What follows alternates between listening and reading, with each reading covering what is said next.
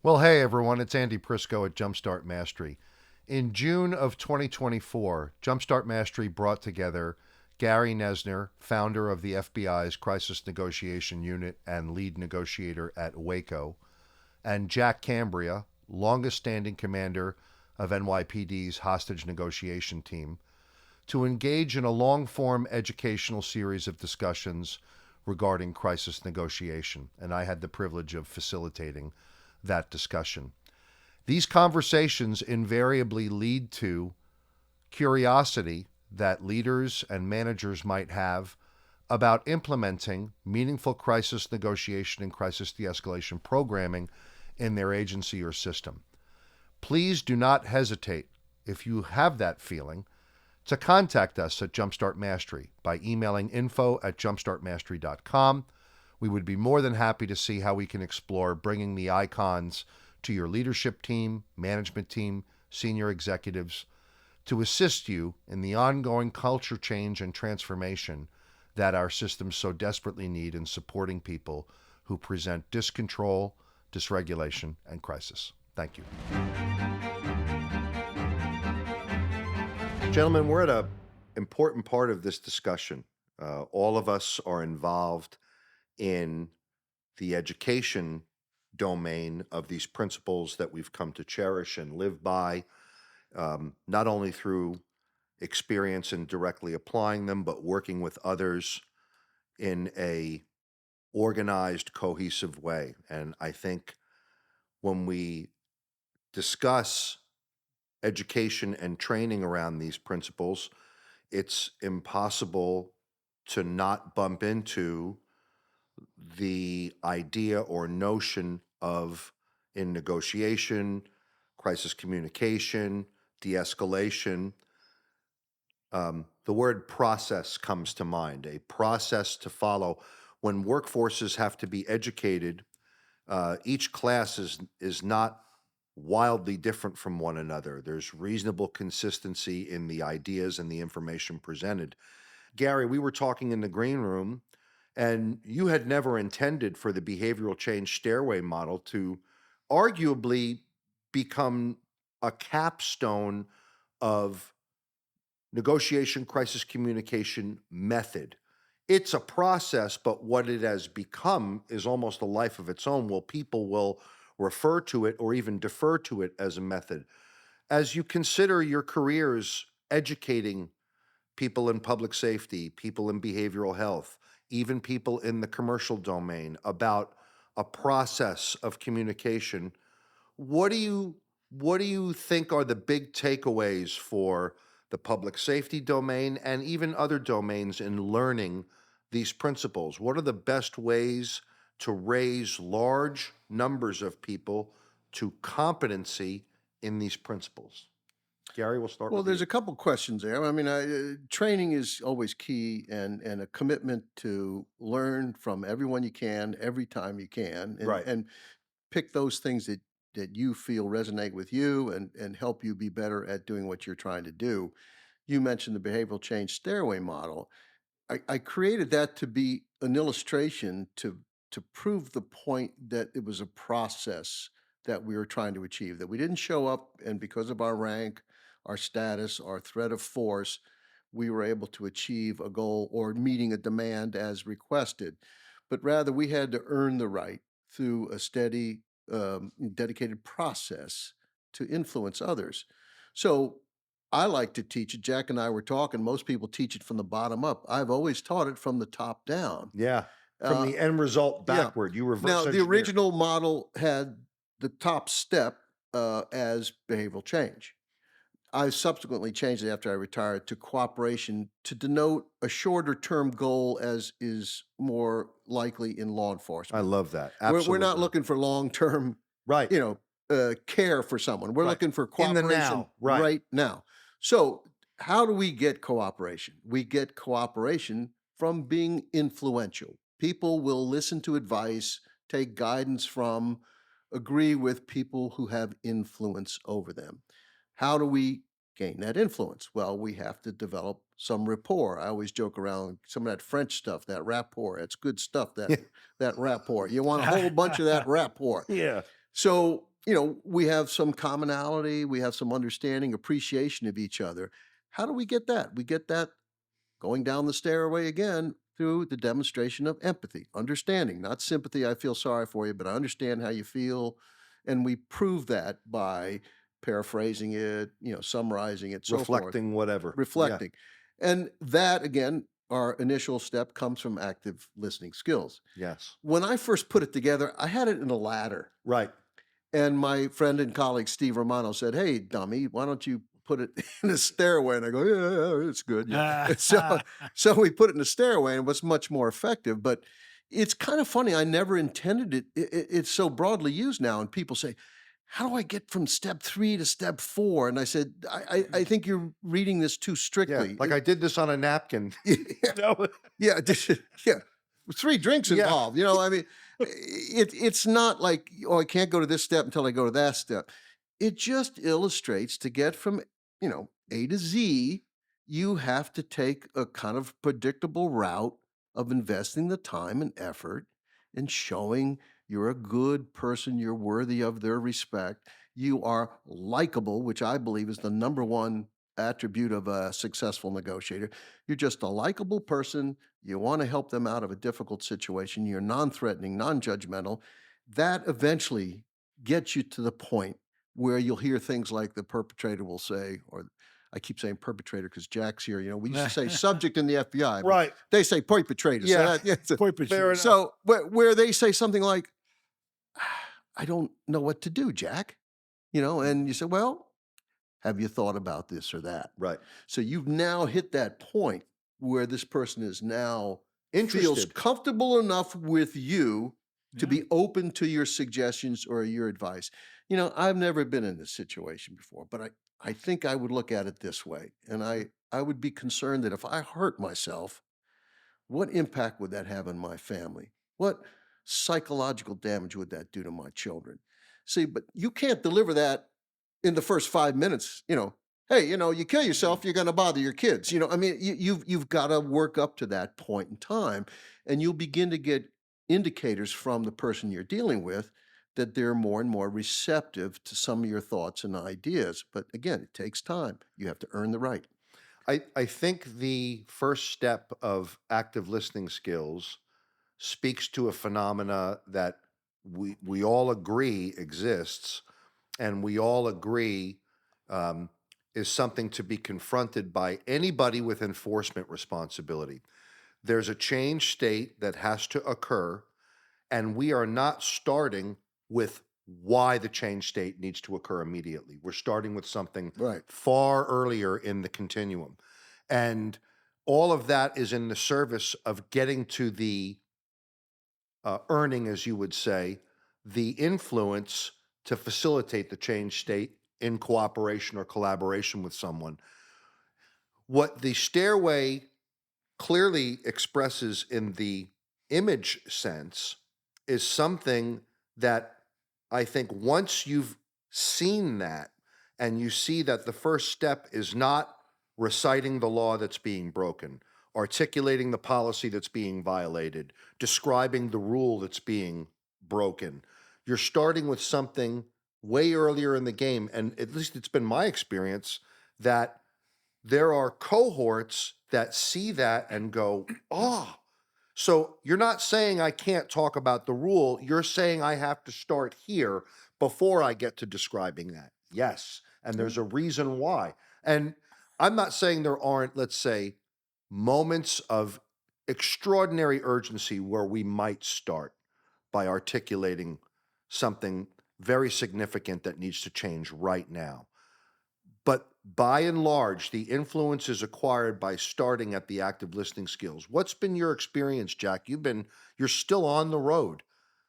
Um, well over a decade educating thousands of people in these principles.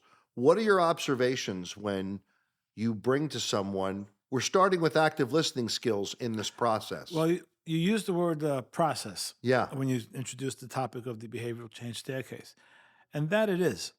So, for example, police officers are problem solvers by nature. It's our culture. It's what we do. Again, look to get into a situation quickly, resolve it, go on to the next job, or go to lunch. But that doesn't work when trying to resolve Right. emotions. So with the behavioral change staircase, because I teach it, Right. Scary's Right. materials, I teach it. Uh, you can't start with problem solving because it's that process. It's got to, you have to, before you can look to identify a problem, you have to first identify what that problem is. And the best way to do that is to actively listen. And then you get a sense of what might be going on here. And then you can start influencing your approach to that. So I said, what a lot of officers, what I've seen, negotiators, when we do our practical exams on Thursday, we do a whole full blown practical exam in my class, at least. That's how I do it. I see a lot of people try to get to that bottom line. We spoke about it at one point about the differences between how male and female negotiators negotiate. And they're looking to get to that bottom line before they can actually work that process. And they're not working the process. So I have to stop and remind them again. Remember the lesson we spoke about on Tuesday? Yeah. Oh, that's right, Yeah. teach. I got it. Yeah. Yeah, Yeah. yeah. So can you do it by skipping some of the steps? Probably you can, but it's going to take that much more effort. So I liken I make the analogy. If you have your bedrooms are on the second floor of your home, all right, and you want to get up there, you're tired, you want to go get to the second floor quickly. You take 2 steps at a time. By the time you get to the top, you're going to be kind of winded a little bit. But if you take 1 step at a time, as it was designed to do, you're going to have a much better impact. That's a I great think. analogy. Yeah. Yeah. Yeah. Yeah. It's funny how people want to rush through and get right to problem solving. It's the perennial problem we always face in this Yes. business, and getting people to understand, you have to earn the right. I used to tell an illustration, so if I'm giving a presentation at a conference, I'm giving a speech, you know, not my first rodeo. And somebody walks up to me afterwards. Uh, a completely random student says, "That's the worst friggin' speech I ever heard. You really don't know your stuff very well. I don't like the way you moved around the stage." And I would probably politely say, "Thank you very much That for for your your for your opinion. input." Yeah. And it's gone in my mind 2 seconds later. But if Jack's in the audience and he comes up and says, "Gary, oh, great speech. I got a suggestion for you." Now my eyes and ears are open. Mm-hmm. He has influence with me. Yeah. We have invested the time and effort in building and sustaining relationship. That's what we're kind of talking about with, Yeah. with a stranger here. You don't just start off with the ability to exert that kind of influence. Yeah. You have to earn it. We say it over again. And it's taking the time to understand people. I have a little case study, an interesting case that happened back in the 70s in, I think it was Selma, Alabama. This police officer is shot and seriously disabled on duty. While he's in a coma in the hospital, they retire him. And he goes through many, many years subsequent where he's feeling that he was criticized for rushing into this job before backup came, which caused his injury. He was a cowboy. He didn't follow procedures. He didn't do that. And he wasn't getting much in terms of a pension. His life just turned to total crap. And eventually he brings a gun into the mayor's office and he holds the mayor hostage and he's Mm. blaming the mayor for what happened. So, to make a long story short, a lot of the people intervening are trying to say, well, we'll get your pension fixed. We'll do this. We'll do that. But at the end of the day, a former cop partner, him, comes in and gets it where it's almost settled. And he says, "What do you want us to do? What do you want us to do?" Expecting the person to say, "I want my pension reviewed. I want this. I want that." He said, "I just want to be able to walk down the street and hold my head up high." Whoa. Yeah. Powerful. So you think about that. What's bothered this man, yes, there's some functional things like, monetary and so forth and so on. But what's really driving this behavior? This sense of I've been disrespected. I don't have any status. People look down on me. I want to regain that. And that's what the driver was. Yeah. But if you don't invest the time in listening to someone, you may never find that out. You won't get there. That's right. I almost, when I hear that, I think of a motivation that could possibly exist for someone like that, that the descriptions of his intent and his motivation were not consistent with his truth. Maybe he felt he was doing the right thing Yeah. under time pressure and there were no other options. And the way that his act of selflessness is described by the community at large misidentifies him. And what an awful kind of thing to live through. And again, absolutely right. um, the overtures to fix things in the external world as if they're going to solve the regulation problem or self-regulation challenge, is not the thing that does it. In our approach to de-escalation training, we call out how, particularly in the West, when parenting, so often parents fix the external thing in order for the youngster or the kiddo to be okay when they identify something in the external world that's wrong, and I'm not okay as a result. And that if there's a lot of abuse and trauma and neglect over the course of development, someone will enter into their adulthood expecting that things must change in order for me to be okay when I observe that they're not. It's not what happens to us in life, it's how we feel about it. Yep. When I retired from the FBI and I was doing some corporate consulting, one of the challenges we have when a factory would downsize and they had to let people go. And we had examples of the wrong way to do this. Yeah. All of a sudden, I can't get in the office, the doors are locked. Right. Just awful. Just terrible. Or everybody gets together in an auditorium and why are all the policemen lining the walls here? Right. Because You they're going know, to hand out envelopes. You're yeah, done. yeah, and Yeah. and and then there's other companies that the CEO gets up there and says, "Here's the economics of why we have to close. Here's what we're doing. We're providing you severance pay. We're providing you re-education. We're going to have recruiting come in and help you do resumes. We're going to continue your or your health insurance for X number of months." Things like that. Does it make the people happy they lost their job? Of course not, Right. but they don't feel disrespected. And it's that disrespect part that would have more likely led to workplace violence. Oh, hands down. Again, it's not what happens, it's how I feel about it. That's right. And how someone arrives at their feeling is something that can be, let's say, influenced if they misperceived or experienced something in a way that wasn't intended, and they need someone to help them. We call that co-regulation. They need someone to help them, let's say, experience or frame what happened differently or revisit what happened differently because the initial introduction of that thing was so disruptive or emotionally arousing that they were um, not capable of experiencing it the way it was intended. I think of right now, um, I think of a text that my wife had shared with me that she didn't read through completely and already went to like level 7. And Read the rest of it. I had to say, okay, let's just take a breath. I'm experiencing this differently, and let's reread it together. Yeah. And as something as simple as that, and it would be, Yeah. oh, okay, Yeah. I see. There was this word is there now that I didn't notice before. So often, I think our work is the business of applying the principles of the behavioral change staircase model for non-hostage events, like we've been talking about in some other The discussions. biggest driver I find, I think Jack would agree with this, there's almost always a sense of loss. Mm. Loss of job, loss of relationship, loss of self-esteem, loss of money, loss of this. And I always try to focus on that as a negotiator. What is the loss that is having this significant impact on this person's Yep. behavior? And I think that's a Perceived key to loss. Yeah. perceived loss. Yeah. And that's another thing. If somebody thinks they're in crisis, well, they are. Yeah. I mean, it doesn't matter what we think. Well, if that had happened to me, it's no big deal. Right. Okay, I crashed my car. Right. Fine. It's an emergency, but it's Nobody your was hurt. emergency. I'll get it Yeah. fixed or I'll get a new car. But this person, it could be Yeah. a huge tragedy. I think it's about acknowledging and respecting people's autonomy. So allowing them the Oh, process Jack, yes. of making their own decisions when they're clearly involved with that decision-making process. Right.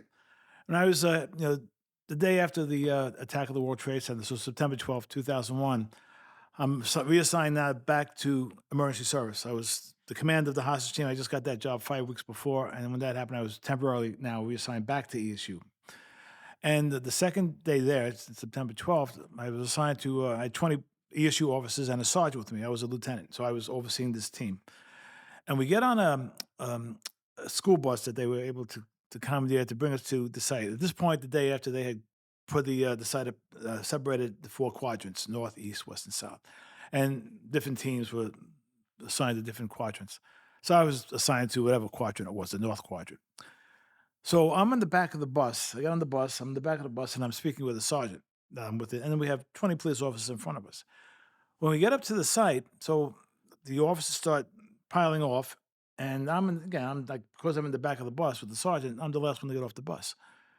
And I hear some commotion. So there was at the time, then at that point, they were grabbing anybody they can get for security Right. purposes. They had the National Guard there. And this checkpoint, to get into the site, there was checkpoints. And this particular checkpoint was a National Guardsman.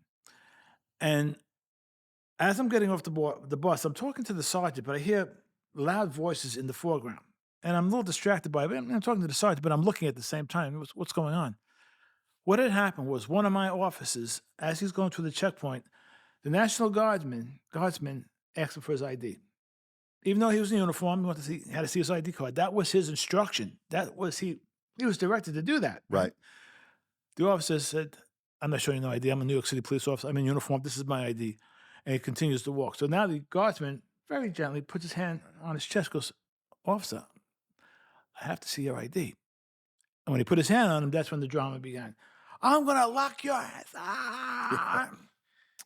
Go back. And he tells him, and this is now, I'm in earshot of this now. He goes, go back to Ohio and pump gas where you belong. Right? Oh, So now it's getting really heated. So at this point, I approached. I said, Sir, I'm Lieutenant Jack Cambria.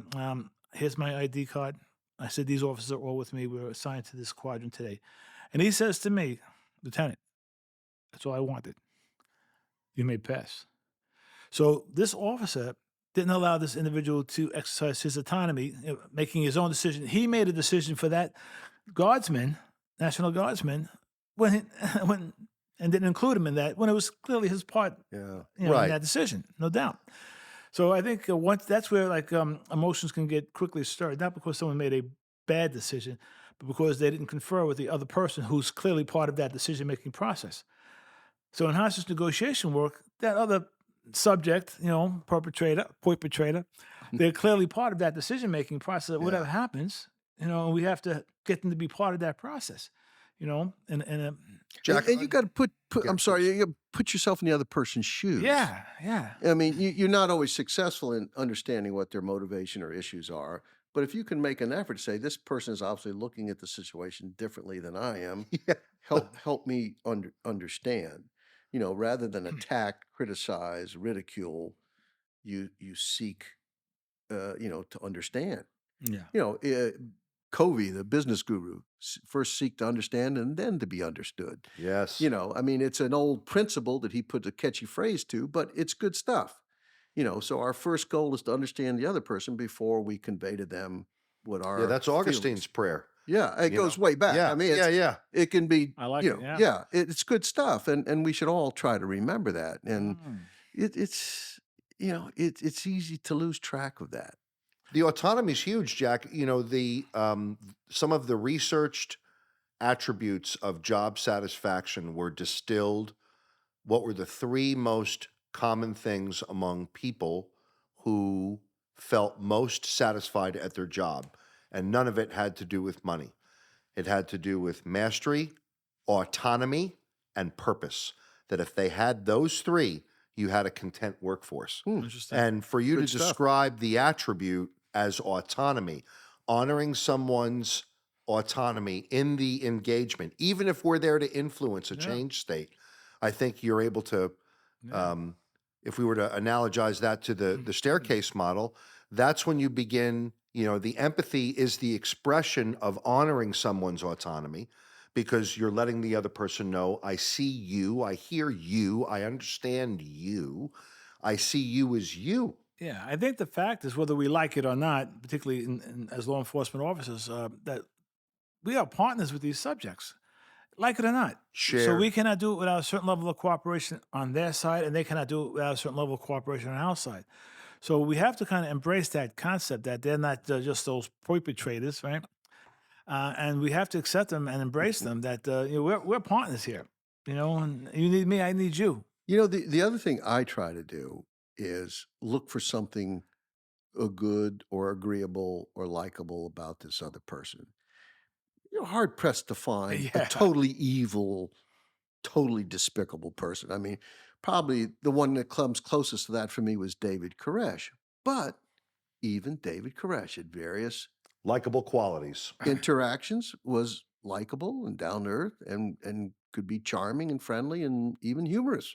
You know, then he vacillate back to quite the opposite. But you know, you look for those positive attributes and you try to Yeah. bring those out more. That's And such a wonderful coaching moment for people who are trying to engage a capacity for diverse thought. In other words, you said it so many times earlier, Gary.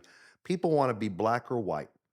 And the activity of trying to identify something likable in this other person is absolutely an exercise that's designed Yeah, it's so to easy to say this guy's a jerk. I don't have time for him. yeah, I don't but I don't have the luxury of doing that. yeah. I'm a responder here.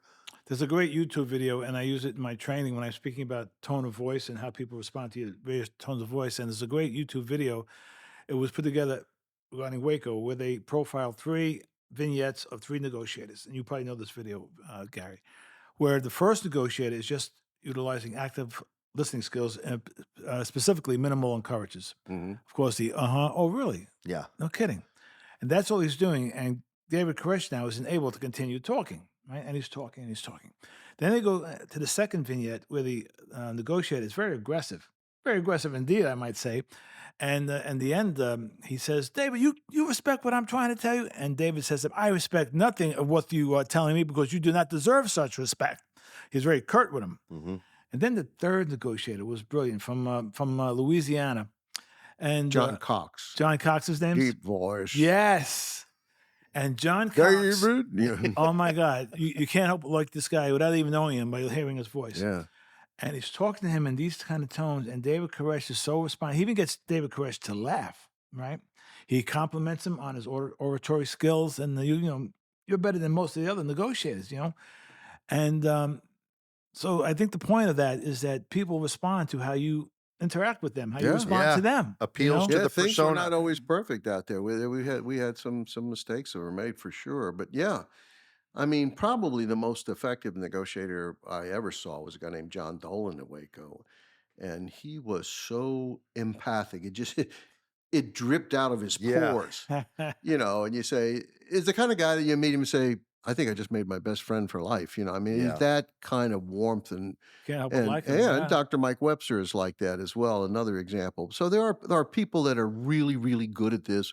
Most of us, if we put the effort in, can be a lot better than we would be otherwise. But it doesn't come natural for everybody. Yeah. And No. there's some people that, you may be good on the team, but I'm not going to put you on the phone with this guy. Yeah. Yeah. Yeah, maybe you're good as a scribe or something. But no, but what you just and I'm not familiar with that particular tape you talked I'll about. send it to you. Yeah, but what's really important though, the point that you made is how did the recipient of those negotiations Yeah. receive them? And the way they received them was very much dependent on the way they were delivered. Yeah. It goes right back to Gary. It wasn't what was said, it's How how it you was say said. it. Yeah. And that's not an oversimplification. No, But it's not. It's really key for people to remember that. And we haven't really talked about it yet. This is where coaching comes in too. If I'm the coach and you're the primary negotiator, and I see that in this dialogue that I'm listening to, you're getting a little irritated. This person's bothering you. yeah. I may, Yeah. Yeah. I Yeah. don't, I said, Andy, quit doing that. I wouldn't Yeah. do that, but I might Give a put a phone hand call. on you, go, Yeah. Yeah. To interrupt his thinking Yeah. Get process. some Yeah. self-control. Yeah. chill. It's okay, Yeah. and things like that you can do that will, help that person settle down a little It'll bit. help the whole thing along. Yeah. Gary, let's circle back to the staircase. What was education and discussions about these principles with leadership or other agents like before the staircase? And what was it like after the staircase? Stairway. Yeah, stairway, staircase, interchangeable. I mean, I wouldn't say that it had an immediate dramatic effect. It was just a tool to better teach a concept, Yep. a point. And I think when we come up with tools like that, and we talked about earlier about the teeter totter, I mean, that's the greatest tool I've ever seen in our business. I mean, I wish I had invented that, but it's so clear and Yeah. people understand it immediately. Emotions high, rational thinking low. Okay, that makes sense. Yeah. And this isn't going to come up until this comes down. That's right. So that's what our goal is. That's what we do. We don't start off with a rational argument. We got to push the emotion down. How do we push the emotion down? We do that by being non confrontational, being non judgmental, Understanding. Yeah. demonstrating we're willing to listen, we're trying to understand, we're respectful. All of these things they seem so simple, but a lot of people need to really focus on learning how to do them properly. Jack, I'm going to come to you now as um, someone who's been, uh, let's say, still to this day, bringing the tool of the behavioral change stairway model to students. What's been your experience of the receptivity today compared to 10 years ago, let's say? Are people more willing to consider that there's a process and that the process makes sense and that the steps of the process are intelligible to them in terms of what they're supposed to do? To get to empathy means some degree of genuineness. To get to cooperation means that there's going to have to have been some time investment along the way for you to have earned, as Gary would say, the right to Yeah. influence. How are people experiencing the process today compared to 10 years ago, 20 years ago? Well, I think they've probably always gotten it when the instructor took the time to explain it, of Right. how it works. So I think once they kind of got the concept that it's a no brainer. I think at least of how you have to proceed. And you use the word process, and that's what it is. It's a process. The teeter totter. The emotion versus rationality scale. So we have to manage people's emotions, and we do that. And before we can do that, you have to control your own emotions. We said that earlier. But once you start controlling their emotions, that balanced state then becomes into play, where now we have balanced state between rationality and emotion. Whenever we make a decision in high emotion, no doubt it's a wrong or a bad decision because it's made from an emotional component, not from a more cognitive or rational sense. So, I think for negotiators, it's about interrupting people's thinking processes from what they want it to be to what we want it to be. Hmm. I remember years ago, I was watching this television show, I think it was HBO, called The Dog Whisperer. It was Oh, Caesar. Caesar Milan. Oh, I love Yeah, that Caesar guy. Milan. There you go. Yeah. And Caesar Milan, he marketed himself as a dog psychologist. He was a dog trainer, but he Yeah. had a marketing gimmick, and it worked for him. He got a TV show out of it, right? And there's one particular episode I was watching one Saturday afternoon or something. Was this woman lived right next door to a shopping center, um, and she had this big dog, and she had like a 6 foot fence. And when people, what they would do when they go into the shopping center, they'd fill the shopping cart with groceries. They'd wheel the shopping cart to their cars, passing our house, put the groceries in the trunk or in the back seat, and then they'd bring the cart back to the parking area, right? And every time somebody would do that, the dog would go ballistic, trying to get over the fence, and she just couldn't control the dog anymore. Right. So she calls and sees Milan, and he does a simple experiment. So he's got the dog holding him on a leash on his right side. He has his assistant with a shopping cart now walk in front of him, and sure enough, right on cue, the dog is looking to attack the cart, right? And all Caesar Milan does with his left foot, because he's holding the dog on the right side, he puts his left foot behind his right foot and he touches the dog ever so gently on his hind quarter on a pressure point. And the dog is going from here, all of a sudden now, here, stops barking. Right. They do it 2 or 3 times and got to a point where the dog now started to anticipate the Right. tapping of New the press point. association. And all of a sudden, as the assistant was passing with the shopping cart, he would now not even look at the shopping cart anymore, but rather look at Cesar Millan.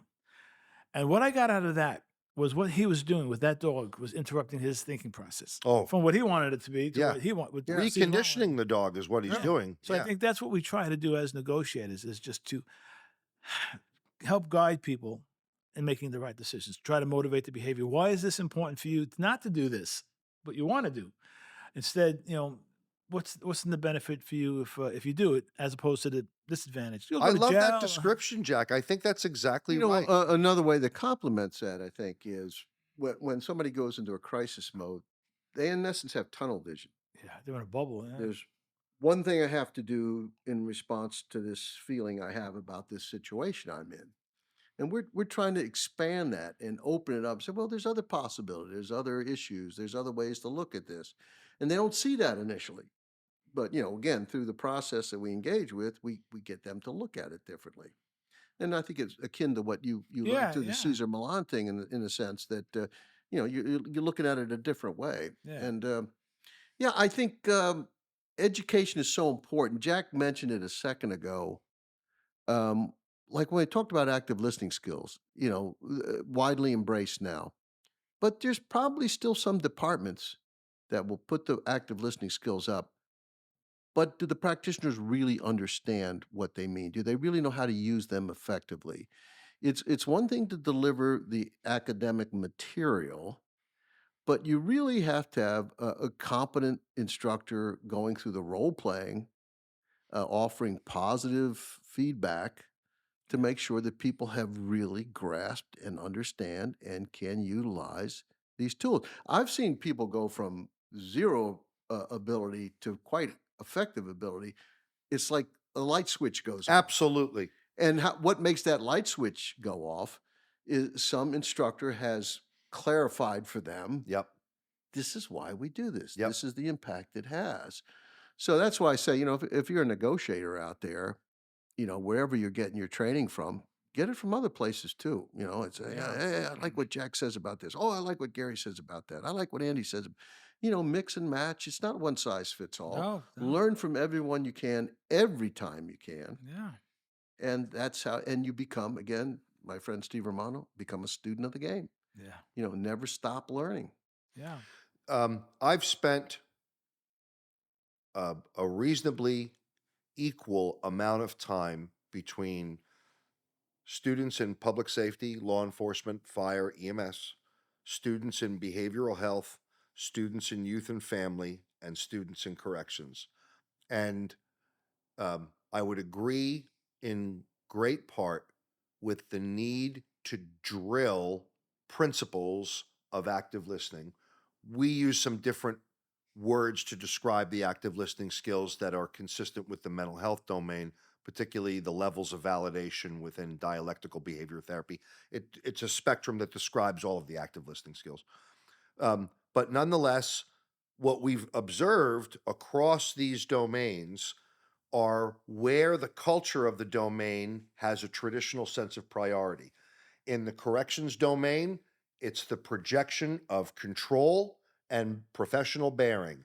And we will always maintain control, where starting with active listening, starting with validation is definitely something to be trained because they're very strong at describing what the rules are, why they got to enforce something. Whereas someone with a clinical background or a behavioral health background has great natural adeptness at the active listening skills or validation. But when you give them something to refer to, a policy, a rule, a law, a shared value, that's unusual in their professional experience. And um, each cohort, when they learn to do both and when they learn to start in the staircase, you're starting with active listening so you can get to cooperation, so you can solve the problem in the external world, which is leading someone to self regulation before you may even get to the problem. Yeah, I agree with that. That's a good way of breaking it down. Yeah. And that's what you've been doing for years as I see it. And and super well. Like the entire public safety landscape has changed because of your seminal work. Hands down. And you might not say that about yourselves. That's how I see it. thank And you. and that's why I sought you out the way I did, because we had a terrible violence problem in the healthcare domain where psychiatrists, well-paid psychiatrists, had no difficulty. And I can say this now on a program where I'm no longer an agency employee. And this is not a dig at psychiatrists, but you would think the natural inclination is healthcare provider is always going to be selfless in their provision of healthcare.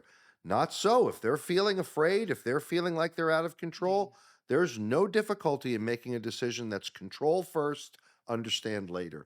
Well, the national recommendation, 'cause a lot of teams across the U.S., maybe even the world for that matter, but in particular the U.S., they do have psychologists or psychiatrists attached to their team. Yep. Mostly they're volunteers. They support the police. They want to help them in that endeavor. And the national recommendation that Gary helped author, most of them, was that if you're going to use them, utilize a psychologist or mental health professional, I should say, as an advisor only, but not as a negotiator, because that's not our purpose as negotiators. We are not looking to get involved with long-term therapy. I think the best we try to do as negotiators is put a Band-Aid on that bleeding psychological wound, get them out of Yep. that immediate danger, and then get them to the mental health professionals that can better help them. And that landscape is changing now, Jack. Now there are clinicians going out either on their own or with a public safety partner and engaging in the negotiation right in the community where there's fentanyl, meth. Yeah, clinical therapy is quite different from field crisis response. That's right. In many respects, and they have to Yes. recognize that. And we shouldn't be putting someone Conflate them. in a situation where they shouldn't be in. The problem arises in some departments is the chief or the sheriff or special agent in charge will say, Jack, you got that psychologist working with your team. Well, what does he tell? What does he want us to do? Because he's got the credentials. You say, well, wait a minute, Jack's done 400 of these things, and you're going to listen to Doctor So and So Right. that we started work with last week. This is not in medical school.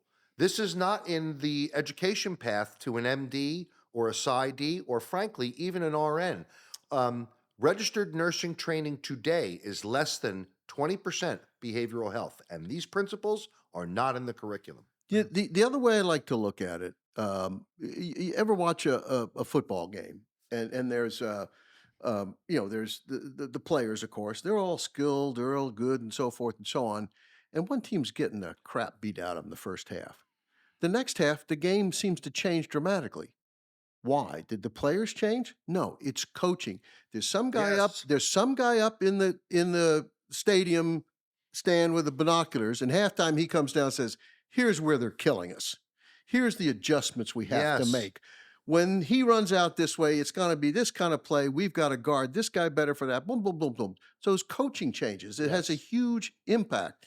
Well, in our business, I want that mental health professional to be an objective guy up in the stadium, Coaching. coaching, listening, and saying, here's what I see. Here's what I see in the terms of the interaction between Jack and bad guy. Now I, as the negotiation team leader, may say, okay, I hear what you're saying. I may or may not use that in But thank revising you. our Yeah. strategy, but I want that objective assessment. If you, Mr. Psychologist, are on the phone talking, you no longer are objectively monitoring how this process is going because you are part of it. This is a principle of incident command that you're describing Yeah. right now. You can't be the incident commander and on the nozzle in the fire. And I don't know about you, you've probably seen leaders that do this. Our fire chief, who was supposed to be in the command vehicle overseeing the scene, would have no apprehension about grabbing a nozzle and heading in. And we would have to say, Chief, go sit in the command vehicle. Let us do this. Yeah. Because you can't get the 30,000-foot view when you're at the 10-foot view. Yeah. It's a funny little story when we had the Montana Freeman thing, and it was 85 days, a long siege, and FBI headquarters says, let's bring some of our outside mental health consultants out. And they picked a guy that I didn't think was suitable for the job. So I said, well, let me bring out Dr. Mike Webster too. So they come out, and the two psychologists meet with command staff, not in my presence. Mhm. And afterwards, the boss says, that guy Webster was amazing, really good stuff. And later I said, Mike, what did you say to him? He said, I told him the stuff that you trained me on.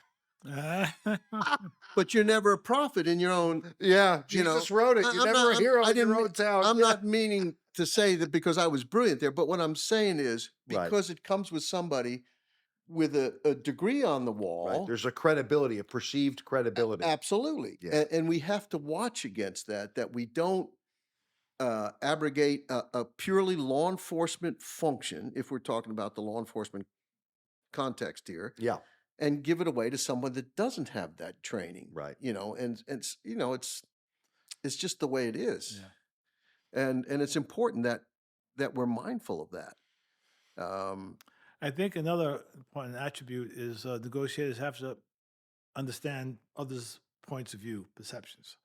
and not to make the fatal mistake that their truth is the only truth. Right. Right. You know, That there's a willingness there, a yeah. willingness to entertain it, to And that listen. doesn't necessarily mean that you agree with that other perspective, but that you're Right. just trying to understand it from their point of view. So before we can get someone to see things our way, they must first believe that we can see things their way. Oh, Jack, And that's again, not to absolutely. be interpreted that we agree with their way, but just that we're trying to understand it from their perspective.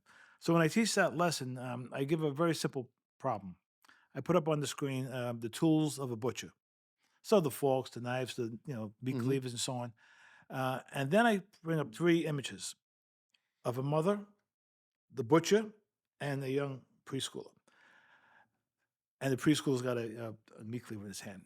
And I said to these, it's a very simple problem, the tools of a butcher, but yet to these three individuals, they will perceive the dangerousness of these tools as being very different. So, for example, Right. the mother of that preschooler will perceive these tools as being extremely dangerous in the hands of a child. The butcher, however, no, I'm a trained professional, will not really perceive any danger. They can be. I've got my nicks and cuts over the years, but not particularly dangerous. And then the preschooler have no perception of danger whatsoever. At Look, all. mom, a meat Yeah. cleaver, right? So it's a simple problem, but it makes the point that do not make the fatal mistake that your truth is the only truth, but rather consider other people's points of view. Oh, I love that you You know, do that, Jack, Jack. that what you just said makes me think about something that I'm pretty sure happened to you, and I know it happened to me. I had to exercise great care, particularly at the latter part of my career, that I didn't voice my assessment in front of the team too early. Mm. When that happened, everybody said, "Oh, that's what we're doing." Gary's made an assessment or Jack's made an assessment. This is the way we're going to go. You have, and you may know the solution right away from your experience. This has been here before. I know That's how how this it's is. going to go. Yeah. I know this is how this is going to play out. But you got to invest the time as a negotiation team leader to say, okay, well, what do you think? Well, what do you think? And give people an opportunity to voice an idea or a thought, and feel encouraged to do so. Again, I talk about the Waco situation. I was doing that once. We had 6 or 7 negotiators per shift, and I'm with one of the teams, and we're saying, "Hey, anybody have any ideas?" And I had a couple ideas. I'm ready to share, but I want to hear what they have to say. And a brand new negotiator who was only there because he was in close geographic proximity to Waco. He was assigned to Texas, so he was there, and he says, "These kids that have come out, why don't we videotape them in the Child Protective Service and send the tape in to show the mothers that we're caring for them, but they're waiting here for them to come out?"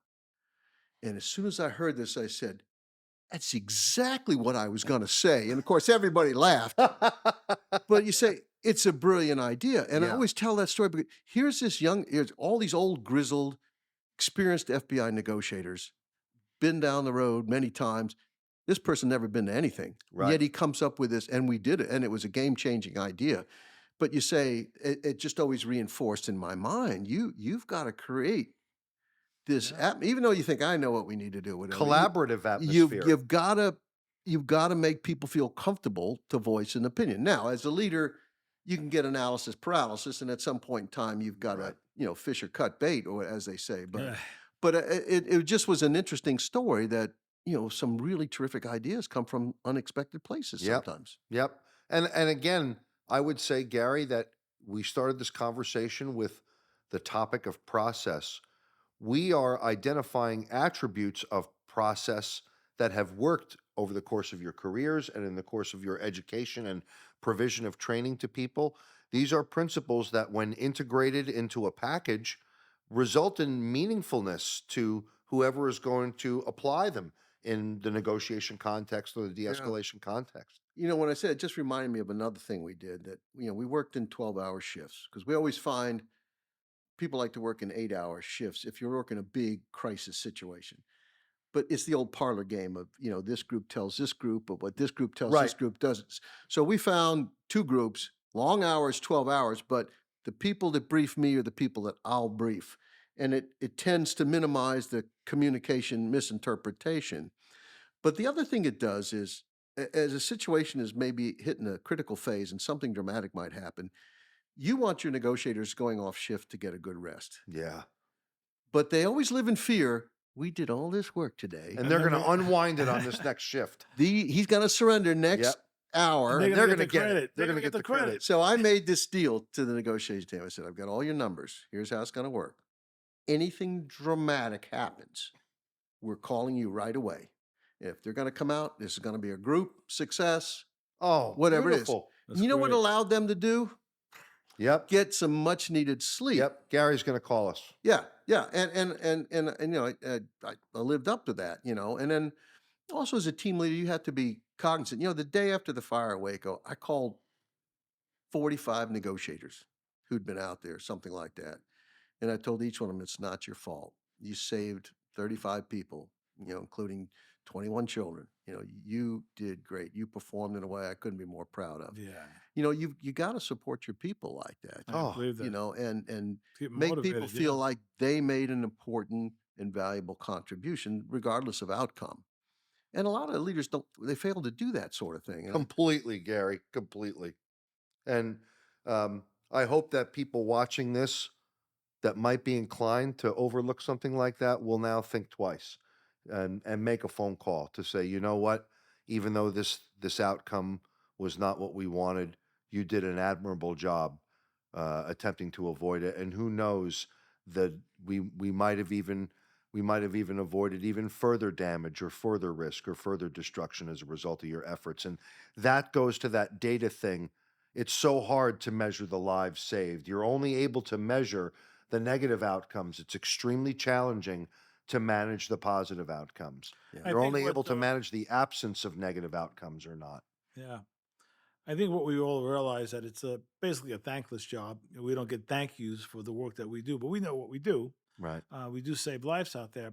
I've only really had one guy who I still stay in touch with through today. He was a police officer at the time. He was going to contemplate. He was contemplating suicide, and I had an intervention with him. It was like off hours. I call him up, and he answers the phone, and I had an intervention with him. And to this day, he stays in touch with me. So, but other than that, that's unique. Mostly, Mm. it's a thankless job, and because Yeah. people are angry with you because you interrupted their death plan. So, it's understanding about importance. You know what's important, Yeah. and giving specialized attention to those matters of importance. And just because, and if something's important to somebody, well, then you should treat it with that dignity and respect that it's important to them, even though it's not important to you, but it's important to them. So therefore, it's important. Yeah. So show it that dignity and that respect. Yeah, absolutely. And it's been a pet peeve of mine. I think I mentioned it off camera last night, perhaps. Oftentimes, when a situation is going bad, and we have to have a tactical intervention, and that's required sometimes. You know that, I know that. Um, what is often stated for the rationale by bosses is negotiations failed. Yeah. Yeah. We had to go in. And I said, I don't think you realize the slap in the face to your negotiators. Did it really fail? We bought you 12 hours to bring equipment, to get floor plans, To to talk to plan. managers, to practice your assault plan so it was executed flawlessly. We got a hostage out to tell us what was going on, what weapons he had, what room he was in. And negotiations failed? I don't think so. You know, Yeah. and get out of the habit of saying that. It's a bad thing. You can say that the perpetrator failed to make the right decisions. That's fair. But don't say the negotiators failed. Mhm. I have a view that negotiations are always successful. Yes. Always successful. And while they're negotiating, they're not shooting or hurting people, right? Precisely. That happened in the Pulse nightclub. So I was part of the National Police Foundation's review of the Pulse nightclub. That's in Mass shooting Orlando, yeah. in Orlando, Florida. Yeah. And they also, I brought to them, they reached out to me actually. They found me with that. One of the directors of the Police Foundation was a former member of NYPD as director of training. And he reached out to me to be part of this review committee with at the request of the Orlando Police Department. And that came out. That came to bear because once he shot and killed 49 people, then he shot 52 others. He was retreated into the bathroom where there were 11 hostages, and now negotiators got involved. The primary negotiator was a sergeant by the name of Andy Brennan, who spoke to him for about on and off about 2.5 hours thereabouts. And a lot of them would just hang up, so he wouldn't answer the phone at all on callbacks. But so at the end of that, it came out, well, negotiations didn't really have any real impact, Oh, Because ultimately he came out with two guns like the old cowboy westerns. right. He had an AK-47 type Witch and weapon, and Sundance. yeah, exactly, and he lost that battle. I mean, Yeah. no doubt. But they came to bear that negotiation didn't really have much of an impact, and I jumped all over that. To your point, Gary, no, because as he was talking to the negotiator, he wasn't killing those 11 people. That's right. You know, Yeah, it brings me to another point, very often overlooked. There seems to be a linear thinking that, okay, this negotiation stuff, you tried it, didn't work. Now we're going tactical. See you later, negotiators. Oh, Fully undervaluing, underappreciating what the negotiators can do to assist the tactics in being successful. I think there's a perception of some in the tactical world that we only want one outcome. What we want the safest outcome. And the good negotiator knows, and we've always trained that we're not always going to be able to get the person to surrender. So if our guys have to go in, first of all, we're going to try to make it so they don't have to go in to keep them safe for sure. But if they have to go in, we want it to be the most effective and efficient. What can we do to make that better? So some departments disclose that. There was a case in a city in Florida many years ago. I'm not going to name the city, but a bad guy's running from the police in his car. He's got multiple murder warrants out for him. His car crashes in a neighborhood and he runs into a poor community house of two women living with four kids. Somehow the women get out and he's in there with a couple kids. And, obviously he's not really interested in negotiation because he takes the position that so many perpetrators do. His decision is no decision. I don't want to surrender and I don't want to stay here, so I'm not going to do anything. And that's something that's important to recognize. But at a certain point, the tactical team decides in the middle of the night they're going to move in on this guy. They don't tell the negotiation team. No notice. And I was very critical of that. I said, okay, what had happened if, stroke of midnight, you're ready to make your entry and the negotiators say, hey, we haven't talked to him for a while. Let's call him up. Now we've just awakened him because you didn't tell us what was going on. What if you knock over a garbage can lid and the subject calls us up and says, what was that noise? right. Am I going to say, fuck, I don't know. Excuse my language. We would say, oh, that was a dog running through the perimeter. We're ready with an excuse. yeah. And most importantly, we're ready to tell our guys, hey, he's up now. He's heard something. There would have been nothing lost if they had Yeah. coordinated Absolutely that. not.